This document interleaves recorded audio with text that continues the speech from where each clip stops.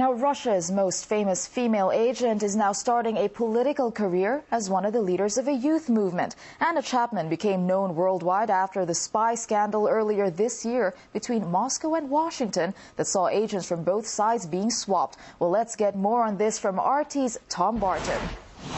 Now, Tom, you were following the meeting of the youth movement today. Now, why are they choosing Anna as their figurehead?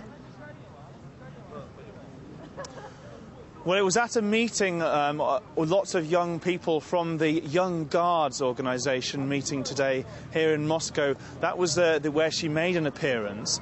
They had gathered from regions across Russia to elect a new leader for that organisation and to elect people to the public council of that organisation.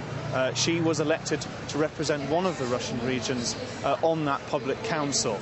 And she addressed the young people there with words of encouragement, and that was the organisation itself. It's part of the United Russia Party in Russia, and it's the youth wing of that party. So a lot of these people looking to join the political class later in their lives, and so grateful to hear those words of encouragement from Miss Chapman.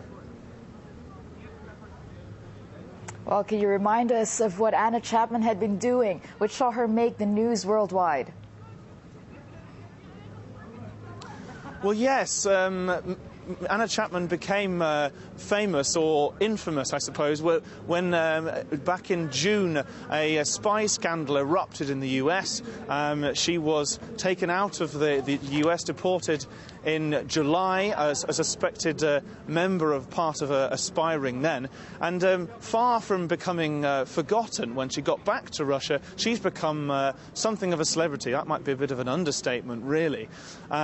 Before she appeared here today, this being just her latest public appearance, she has posed for photo shoots. She's a notable femme fatale, and her looks got her a comment from US Vice President Joe Biden that he joked that he doesn't know why they deported her. He would have kept her in the US.